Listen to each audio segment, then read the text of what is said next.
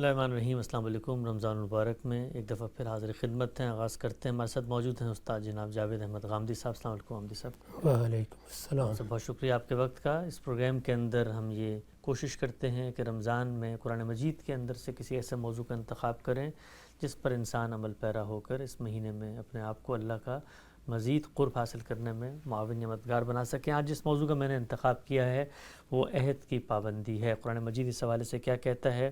غامدی صاحب اپنی تفاسیر میں کس طریقے سے اس بات کی توضیح کرتے ہیں؟ سورہ بقرہ کی ایک آیت میرے سامنے ہے۔ ارشاد فرمایا، اور وفاداری تو ان کی وفاداری ہے کہ جب عہد کر بیٹھیں تو اپنے اس عہد کو پورا کرنے والے ہوں، اور خاص کر ان کی جو تنگی اور بیماری اور جنگ کے موقع پر ثابت قدم رہنے والے ہوں۔ یہی ہیں جو اللہ کے ساتھ اپنا عہد وفا میں سچے ہیں، اور یہی ہیں جو فی الواقع پرہیزگار ہیں۔ یہ جو بات قرآن مجید نے یہاں پر بیان کی ہے، غامدی صاحب نے اس کی وضاحت بھی کی ہے اپنی تفسیر میں اس کا ایک اقتباس بھی یہاں پڑھ دیتا ہوں۔ آپ نے لکھا ہے کہ اس سے معلوم ہوا کہ دین میں اصل اہمیت کی چیز سیرت و کردار ہے، یہی دین کا مغز اور اس کی روح ہے۔ آزمائش کا اصلی میدان بھی یہی ہے۔ انسان کو انفرادی زندگی میں یہی چیز تقوی کے مقام پر فائز کرتی ہے، اور اجتماعی زندگی میں بھی یہی اسے صالحین اور ابرار کے زمرے کا آدمی بناتی ہے۔ چنانچہ ضروری ہوا کہ اسے خاص اہتمام کے ساتھ بیان کیا جائے۔ استاد امام مولانا امین حسن اصلاحی نے اس سے متعلق ایک اور اہم نقطے کو بھی واضح کیا ہے۔ وہ اپنی تفسیر میں لکھتے ہیں، ایک سوال یہاں پر اور بھی پیدا ہو سکتا ہے، وہ یہ کہ سیرت و کردار سے متعلق صرف دو ہی چیزوں کا ذکر فرمایا کہ ایک ایفائے عہد اور دوسرے صبر کا۔ اس فہرست میں اور بھی چیزیں شامل ہو سکتی ہیں، آخر ان کا ذکر کیوں نہیں فرمایا؟ اس کا جواب یہ ہے کہ یہ دونوں چیزیں در حقیقت سیرت و کردار سے متعلق تمام اجزاء کے لیے بمنزلہ شیرازہ ہیں۔ ایفائے عہد کے اندر تمام چھوٹے بڑے حقوق و فرائض آ جاتے ہیں، خواہ وہ خلق سے متعلق ہوں یا خالق سے، خواہ وہ کسی تحریری معاہدے سے وجود میں آتے ہوں یا کسی نسبت، تعلق، رشتہ داری اور قرابت سے، خواہ ان کا اظہار و اعلان ہوتا ہو یا وہ ہر اچھی سوسائٹی میں بغیر کہے ہوئے سمجھے اور مانے جاتے ہوں۔ اللہ اور رسول، ماں اور باپ، بیوی اور بچے، خویش اور اقارب، کنبہ اور خاندان، پڑوسی و اہل محلہ، استاد اور شاگرد، نوکر اور آقا، ملک اور قوم، ہر ایک کے ساتھ ہم کسی نہ کسی ظاہری یا مخفی معاہدے میں بندھے ہوئے ہوتے ہیں، اور بروئے تقوی ایک لازمی تقاضا یہ ہے کہ ان تمام معاہدوں کے حقوق ادا کرنے والے بنیں۔ گویا ایفائے عہد کی اصل روح ایفائے حقوق ہے، اور ایفائے حقوق انسان کے تمام چھوٹے بڑے فرائض کو محیط ہے۔ اس کے ساتھ ساتھ صبر کی صفت کو یہاں جمع واضح فرمایا کہ ہر وہ مزاحمت جو ایفائے حقوق کی اس راہ میں حائل ہو، مومن عزیمت و استقامت کے ساتھ اس کا مقابلہ کرے، اور کسی حال میں بھی طمع، پست ہمتی اور خوف سے مغلوب نہ ہو۔ ہم سب قرآن مجید نے سورہ بقرہ کے اس مقام پر جو چیز بیان کی ہے وہ یہ ہے کہ ایمان کا جو اصل تقاضا ہے وہ ایفائے عہد ہے۔ جو آپ نے بات کی ہے اس کو پورا کیا جائے، اور جس طرح سے مولانا نے اس کو کھولا ہے کہ بظاہر تو یہ ایک جملہ ہے اور سمجھ میں آتا ہے کہ آپ لین دین کے معاملات کرتے ہیں تو اس میں ایفائے عہد ہوں، بلکہ اس کا تعلق تو زندگی کے ہر شعبے سے ہے۔ گویا یہ کہا جا سکتا ہے کہ ایمان کی جو بنیاد ہے وہی اصل میں ایفائے عہد ہے۔ اس میں کوئی شبہ ہی نہیں ہے۔ ہم نے اپنے پروردگار کو پہچانا، اس کی ربوبیت کا اقرار کیا، قرآن مجید نے اس اقرار کا حوالہ دیا ہے، وہ بھی ظاہر ہے کہ ایک عہد تھا اللہ تعالیٰ نے ہم سے لیا، بہت اہم بات ہے۔ اور عہد لینے کے بعد اس دنیا میں بھیجا۔ ہم پیدا ہوتے ہیں، والدین کے آغوش میں ڈال دیے جاتے ہیں، والدین جس طریقے سے ہماری پرورش کرتے ہیں اس سے ایک غیر تحریری عہد وجود میں آ جاتا ہے، ایک میثاق وجود میں آتا ہے۔ پھر دنیا میں ہم بہت سے عہد معاہدے کرتے ہیں، جیسے نکاح کا عہد ہے، اسی طرح سے کاروباری معاملات میں، لین دین میں عہد معاہدے ہوتے ہیں۔ انہی عہد معاہدوں کا ظہور ہماری معاشرت میں ہوتا ہے، اور اس سے آگے بڑھ کر سیاست اور پھر عالمی سیاست میں ہوتا ہے۔ اس وقت اگر آپ دیکھیں تو جو ملک وجود میں آئے ہیں وہ بھی عہد معاہدوں کی صورت میں وجود میں آئے ہیں۔ دنیا بھر میں قومیں آپس کے معاملات طے کرتی ہیں تو ان کو بھی کسی عہد کی صورت دے دیتی ہیں۔ اس وقت جو عالمی سطح کا ایک ادارہ قائم ہوا ہے، اور جس ادارے کو پہلی اور دوسری جنگ عظیم کے فاتحین نے دنیا کا نظم چلانے کے لیے قائم کیا ہے، اقوام متحدہ، اس میں بھی عہد، معاہدے، اسی طرح حقوق، فرائض، اس کی تقسیم کو نمایاں کیا گیا ہے۔ تو یہ تو ہماری پوری زندگی کا احاطہ کرتا ہے، اور چونکہ اخلاقیات میں اس کی بڑی اہمیت ہے کہ ہمارے معاملات درست ہونے چاہیے، کیونکہ اخلاقیات کی بنیاد ہی یہی ہے۔ اللہ تعالیٰ کے ساتھ بندے کی حیثیت سے معاملہ صحیح ہو، بندوں کے ساتھ جو مختلف رشتے اور تعلقات پیدا ہوتے ہیں، خواہ وہ خاندان کی سطح پر پیدا ہوں، معاشرت کی سطح پر پیدا ہوں، سیاست کی سطح پر پیدا ہوں، وہ درست رہیں۔ اسی چیز کو اخلاق عالیہ تک پہنچانے، مکارم اخلاق تک پہنچانے کے لیے اللہ کے پیغمبروں کی بعثت ہوئی ہے۔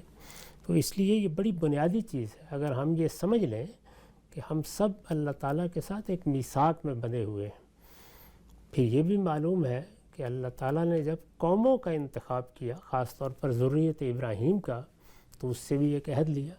قرآن مجید جگہ جگہ بنی اسرائیل کے ساتھ اس عہد کو میثاق کے لفظ سے تعبیر کرتا ہے اور اس کا حوالہ دیتا ہے۔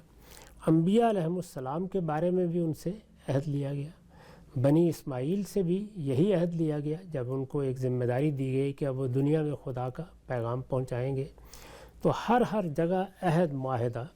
عہد معاہدے کی روح کیا ہے؟ عہد معاہدے کی روح یہ ہے کہ انسان کوئی اینٹ پتھر کی طرح کی چیز نہیں ہے، جمادات کی نوعیت کی چیز نہیں ہے، وہ ایک باشعور اور صاحب ارادہ مخلوق ہے۔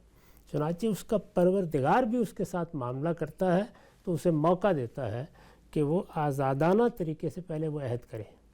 اسی کا حوالہ سورہ احزاب میں دیا ہے کہ ہم نے جب انسان کو دنیا میں بھیجا تو ارادہ و اختیار دیا، دنیا کا اقتدار دینے کا فیصلہ کیا۔ اس میں بھی ہم نے پہلے اس سے پوچھا کہ لینا چاہتے ہو، تو اس نے آگے بڑھ کے اس کو لے لیا، تو گویا عہد کر لیا، معاہدہ کر لیا۔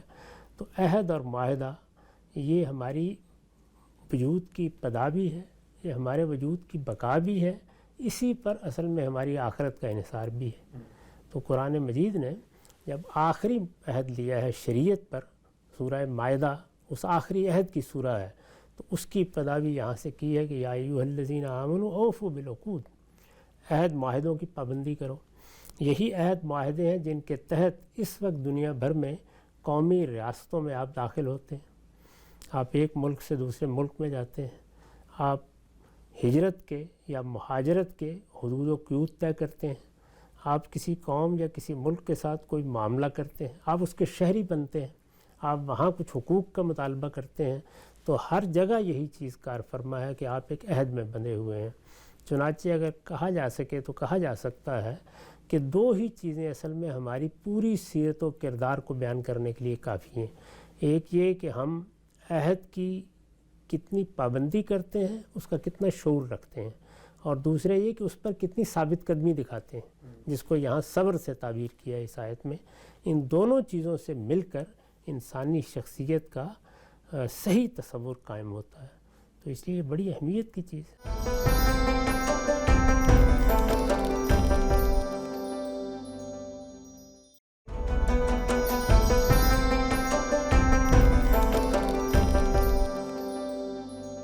اچھا قاسم صاحب، ہم نے دیکھا ہے کہ اس بات کو تو یونیورسلی ایکسیپٹ کیا جاتا ہے کہ بھئی آپ نے اگر کوئی وعدہ کیا ہے، کوئی معاہدہ کیا ہے، اس کو آپ پورا کریں، لیکن لین دین کے معاملات میں اس میں بڑی حساسیت ہوتی ہے، جہاں پر آپ کی کوئی کسی سے منفعت وابستہ ہو وہاں پر بھی۔ لیکن جو سیاسی معاملات ہیں، جو قومی معاملات ہیں، ان کے اندر ہم دیکھتے ہیں روز پارٹیاں آپس میں بیٹھ کے ایم او یو سائن کرتی ہیں، عہد معاہدے کرتی ہیں، لوگ عہد معاہدے کرتے ہیں، ہم آپ کے ساتھ شامل ہو رہے ہیں، لیکن پھر قومی سچائی، قومی مفاد کو لوگ کہتے ہیں کہ جی ضمیر جاگ گیا ہے، یہ سامنے آ گیا، تو اس موقع پر اس عہد اور میثاق کی کوئی پابندی نہیں کی جاتی۔ ہمارے یہاں تو بڑا مشہور فقرہ ہے، ہم نے سنا، بچپن سے سن رہے ہیں، ہمارے سیاستدان کہتے ہیں کہ بھی وعدے کو قرآن و حدیث تھوڑی ہوتے ہیں۔ تو یہ بتائیے گا کہ باقی معاملات کے اندر تو جو وعدے وعید، عہد میثاق ہوتے ہیں، کیا سیاسی معاملات کے اندر میں بھی اس کی وہی حیثیت ہوگی جو باقی معاملات میں ہوتی ہے؟ ہر معاملے میں، بلکہ وہ تو قومی سطح کے معاہدے ہوتے ہیں، ان کے اثرات قوموں پر، ان کی زندگی پر پڑتے ہیں، وہ تو اب بہت زیادہ اہمیت کے حامل ہیں۔ یہ جو ہم ایک ریاست کے شہری بنتے ہیں اور پھر قانون کی پابندی کرتے ہیں، یہ بھی ظاہر ہے کہ ایک معاہدے کا نتیجہ ہے۔ تو ہر جگہ ایک کانٹیکٹ، ایک معاہدہ وجود میں آ جاتا ہے، کبھی وہ تحریری ہوتا ہے، کبھی غیر تحریری ہوتا ہے، کبھی وہ ایک مانی ہوئی چیز ہوتی ہے، دنیا کے عرف کے طور پر اس کو قبول کیا جاتا ہے، کبھی باقاعدہ لکھ لیتے ہیں۔ تو یہ دونوں چیزیں شانہ بشانہ چلتی رہتی ہیں، ہر حال میں یہ عہد معاہدے ہی ہیں اور ہماری پوری زندگی کا احاطہ کر رہے ہیں۔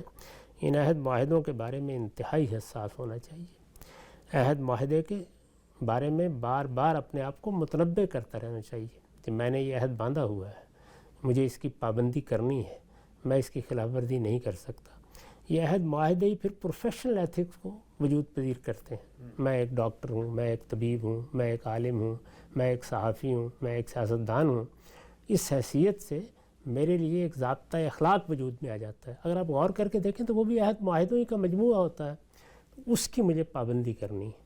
یعنی میں صرف اپنے ہنری کا اظہار نہیں کروں گا یا اپنی صلاحیتی کا اظہار نہیں کروں گا یا اپنی اہلیت کے مطابق کوئی کام ہی انجام نہیں دوں گا، بلکہ اس کے جو اخلاقی تقاضے ہیں ان کو بھی ہر حال میں ملحوظ رکھوں گا۔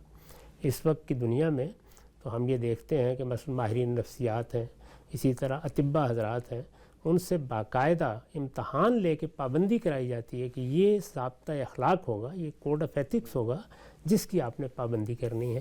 اس پابندی کا اگر کوئی شخص لحاظ نہیں کرتا ہے، اس کی خلاف ورزی کرتا ہے، تو پھر وہ اس قابل نہیں ہے کہ اس کی طرف آنکھ اٹھا کے بھی دیکھا جائے۔ اور یہ پابندی سب سے بڑھ کر کن کو کرنی چاہیے؟ سیاستدانوں کو، اس لیے کہ وہ قوم کی رہنمائی کر رہے ہوتے ہیں، لوگ ان کی طرف دیکھ رہے ہوتے ہیں۔ تو میں نے تو جس زمانے میں یہ بات کہی گئی تھی کہ عہد معاہدے کوئی قرآن و حدیث نہیں ہوتے، اسی وقت یہ کہا کرتا یہ قرآن و حدیث ہوتے ہیں، قرآن و حدیث ہی نے ان کا حکم دیا ہے، ان کی ہدایت کی ہے، اور اللہ تعالیٰ نے انسان کی فطرت کے اس تقاضے کو اپنی شریعت بنا دیا ہے، اس لیے یہ اللہ کا حکم ہے۔ ان کی جب خلاف ورزی کی جاتی ہے تو اللہ تعالیٰ کے حکم کی خلاف ورزی کی جاتی ہے، یہ کوئی معمولی درجے کا انحراف نہیں ہے، یہ ایک کبیرہ گناہ ہے۔ معاہدے کو اگر آپ توڑنا چاہتے ہیں تو اس کے لیے قاعدے مقرر ہیں، آپ علانیہ پہلے معاہدے کو توڑیں گے، آپ بتائیں گے کہ آپ اس کی پابندی نہیں کر سکتے، پابندی نہ کرنے کے یہ وجوہ ہیں، اور دونوں طرف ان وجوہ کا ابلاغ کریں گے، اس کے بعد آپ معاہدے سے الگ ہو جائیں گے تاکہ ہر ایک کو معلوم ہو جائے کہ اب یہ معاہدہ باقی نہیں رہا۔ لیکن وہ معاہدات بھی ہیں کہ جو کسی حال میں توڑے ہی نہیں جا سکتے، مثلا والدین اور اولاد کا معاہدہ، جی وہ تو آپ بالکل توڑا ہی نہیں جا سکتا۔ شادی کے معاملے میں آپ کو حق حاصل ہے، ایک معاہدہ آپ نے کیا، قرآن نے خود اس کو میثاق غلیظ کہا ہے، یعنی وہ انتہائی سخت معاہدہ ہوتا ہے، اس کے حقوق فرائض کی نوعیت بھی بہت اہم ہے، لیکن دونوں میاں بیوی مل کے فیصلہ کر لیتے ہیں کہ نہیں ہم آگے نہیں چل سکتے، تو اب یہ علانیہ توڑ دیا گیا۔ لیکن جب تک کوئی معاہدہ قائم ہے، باقی ہے، اس کی خلاف ورزی نہیں کی جا سکتی۔ ایک نقطہ بالکل واضح ہو گیا۔ شیخ صاحب، یہ مولانا امین حسن اصلاحی نے اپنی تفسیر میں ایک نقطے کی طرف اشارہ فرمایا کہ کچھ معاہدات تو اعلانیہ ہوتے ہیں، لکھے ہوئے ہوتے ہیں، ان کا اظہار ہوتا ہے، اس کے لیٹرز مقرر ہوتے ہیں، معاہدات بنے ہوئے ہوتے ہیں، لیکن کچھ ایسے ہوتے ہیں جو خاموش شکیں ہوتی ہیں، سائلنٹ ایگریمنٹ ہوتے ہیں، ایک سوشل جس کو آپ کہتے ہیں لوگوں کا نارم ہوتا ہے، یا کلیکٹیو وزڈم میں کچھ چیزیں ایکسیپٹیبل ہوتی ہیں۔ تو یہ کیا بات ہے؟ یعنی کیا یہ ہمیشہ سے چلا آ رہا ہے یہ معاملہ؟ ہر عہد ہر عرف میں مختلف ہوتا ہے، اور اس میں ظاہری بات ہے جب کچھ چیز لکھی بھی نہیں ہے اور آپ آگے ہیں کوئی استقرار حق کرنے، تو پھر کس چیز کو پوائنٹ آف ریفرنس بنایا جائے؟ ان میں کچھ چیزیں بالکل عالمگیر ہیں، جیسے کہ ہم ایک ماں باپ کے ہاں پیدا ہوتے ہیں تو ایک معاہدہ وجود میں آ جاتا ہے، ایک ریاست میں جنم لیتے ہیں تو یہ مانا جاتا ہے کہ ہم اس ریاست کے شہری ہیں، اور اس حیثیت سے ایک معاہدہ وجود میں آ جاتا ہے۔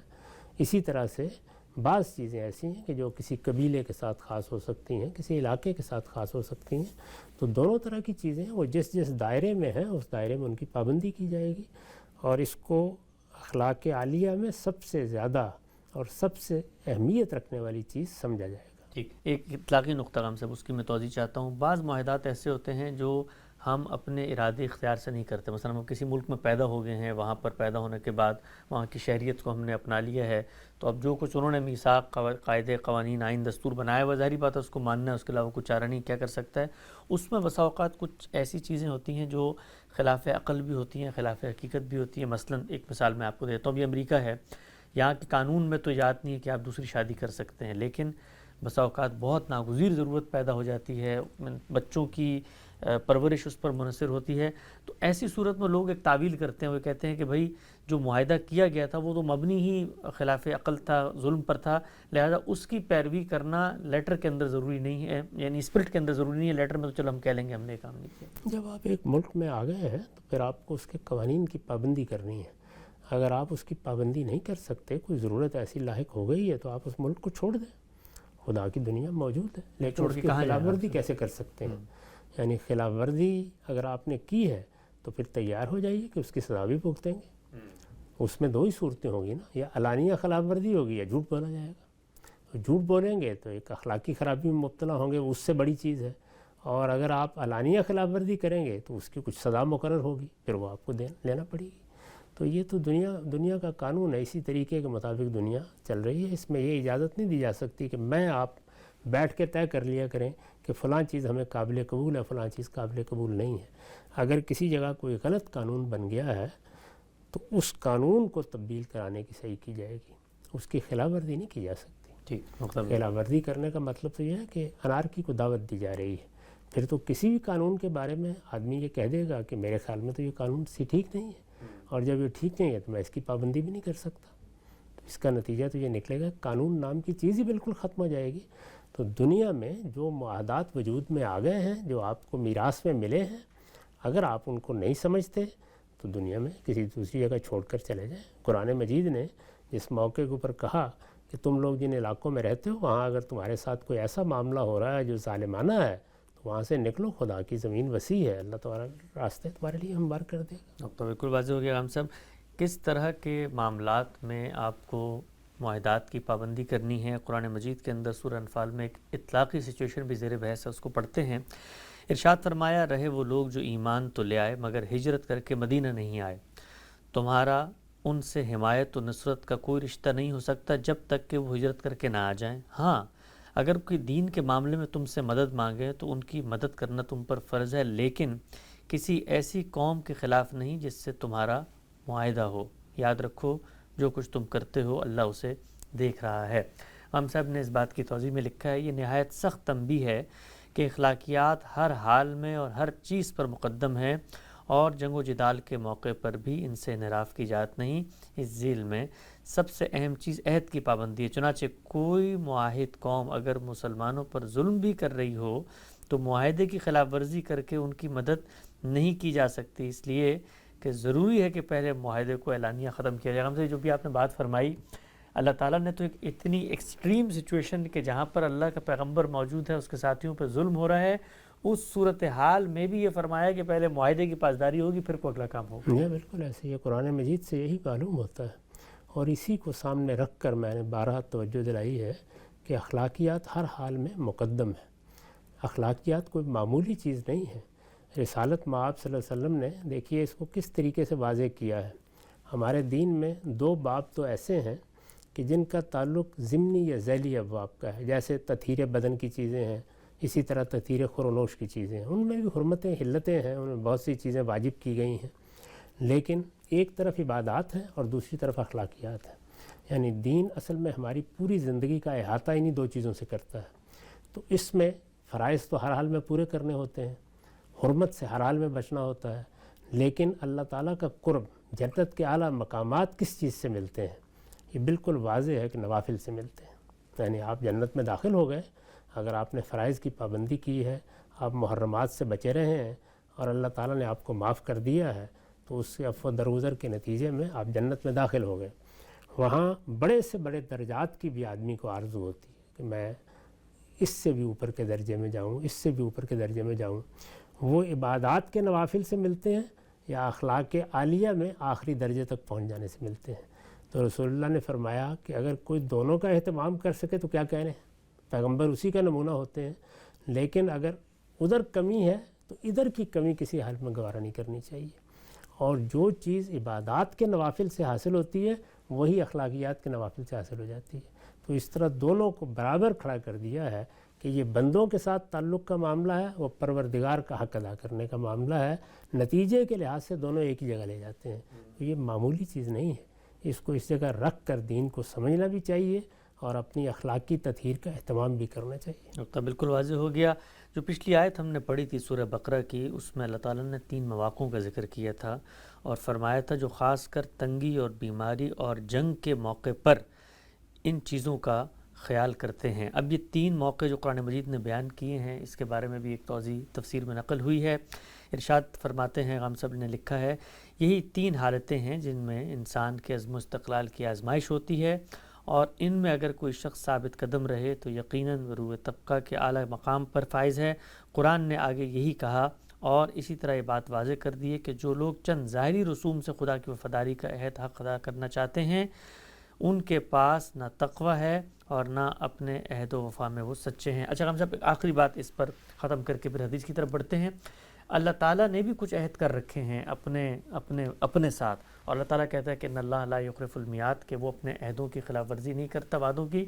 تو اللہ نے بھی اپنے آپ کو پابند کر لیا ہے کہ میں نے وعدہ کیا تو میں اس کو پورا کروں گا، حالانکہ اللہ تعالیٰ کو تو کوئی پوچھنے والا نہیں ہے، نہ اللہ تعالیٰ سے کوئی احتساب ہو سکتا ہے، لیکن اللہ بھی کہتے ہیں کہ اگر میں نے کوئی بات کہہ دی ہے تو میں اس کی پابندی کروں گا۔ اس میں کیا شک ہے؟ جب ہمارے اندر اللہ تعالیٰ نے اس اخلاقی شعور کو پیدا کیا ہے تو ظاہر ہے کہ ایک بندہ یہ کہہ سکتا ہے کہ آپ نے ہم سے وعدہ کیا تھا موت کے بعد اٹھائیں گے، وعدہ کیا تھا ابدی زندگی دیں گے، وعدہ کیا تھا اگر ہم نے اچھا عمل کیا ہے تو اس کی جزا دیں گے، وعدہ کیا تھا کہ ہم عاجز بندے ہیں عفو درگزر سے کام لیں گے۔ یہ اللہ کے وعدے ہیں۔ توبہ کیسے قبول کریں گے اس کے بھی ایک وعدہ کیا گیا ہے۔ تو یہ سارے وعدے ہیں جن کے بارے میں اللہ تعالیٰ نے اطمینان دلایا ہے کہ ان اللہ لا یخلف المیعاد، اللہ کبھی اپنے وعدوں کی خلاف ورزی نہیں کرتا۔ اللہ تعالیٰ کے ان وعدوں پر اطمینان ہی ہے جس میں ہم پورے یقین کے ساتھ دنیا میں بھی بہت سے معاملات کرتے ہیں اور اطمینان کے ساتھ زندگی بھی بسر کرتے ہیں کہ یہاں اگر کوئی زیادتی بھی ہو گئی ہے، کوئی چیز نہیں بھی حاصل ہوئی، تو ایک وقت آئے گا ہمارا پروردگار ہمارے لیے یہ سب چیزیں مہیا کر دے گا۔